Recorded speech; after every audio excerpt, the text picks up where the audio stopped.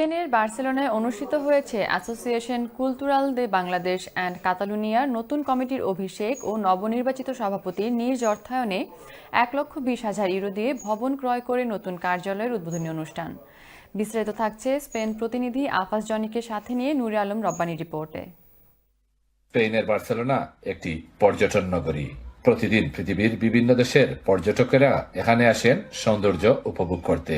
এই শহরটিতে বসবাস রয়েছে বিশাল একটা বাংলাদেশি কমিউনিটি। আর এসব বাংলাদেশিরা নিজ দেশ ও নিজ এলাকার মানুষকে ঐক্যবদ্ধ রাখতে গড়ে তোলেন বিভিন্ন সামাজিক সংগঠন। সম্প্রতি অত্যন্ত জাঁকজমকভাবে অনুষ্ঠিত হয়ে গেল অ্যাসোসিয়েশন কুলতুরাল দে বাংলাদেশ এন্ড কাতালুনিয়ার নতুন অফিসের উদ্বোধন ও নবগঠিত কমিটির অভিষেক অনুষ্ঠান।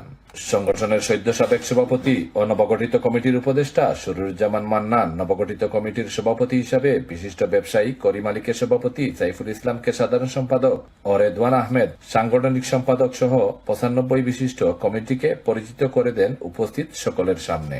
বার্সেলোনায় নিযুক্ত বাংলাদেশের অনারারি কনসুলার রামেন পাদ্রো সংগঠনের নতুন কার্যালয় উদ্বোধন করেন কমিউনিটির নেতৃবৃন্দদের সাথে নিয়ে। নবনির্বাচিত সভাপতি করিম আলী 1,20,000 ইউরো দিয়ে নিজ অর্থায়নে এই অফিস ভবনটি ক্রয় করে অফিস হিসাবে উপহার দেন বাংলাদেশি কমিউনিটিকে। অভিষেক অনুষ্ঠানে রেদওয়ান আহমেদ ও সাইফুল ইসলামের যৌথ পরিচালনায় অনুষ্ঠানে সভাপতিত্ব করেন নবনির্বাচিত সভাপতি করিম আলী। দায়িত্ব নিয়েছি ইনশাআল্লাহ আমি আমার নিজ দায়িত্ব আমি 20,000 ইউরো আমি একটা কিনিয়া আমি সমিতির দিচ্ছি। আমি কনসুলার সার্ভিস দিতাম।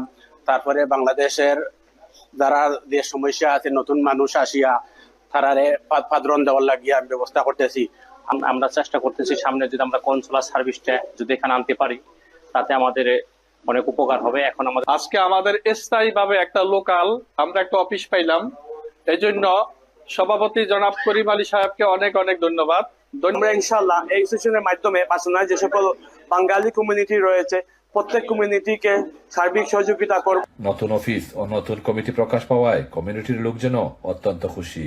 অনুষ্ঠানে উপস্থিত সকলের একটি বিশেষ দাবি বাংলাদেশ সরকারের কাছে বাংলাদেশ হাই কমিশনের একটি স্থায়ী কনসুলার সার্ভিস সহকারী হাই কমিশনের অফিস হিসাবে বার্সেলোনায় যেন প্রতিষ্ঠিত হয়। স্পেনের বার্সেলোনা থেকে ফিরে এসে Nure Alam Rabbani, Channel S news.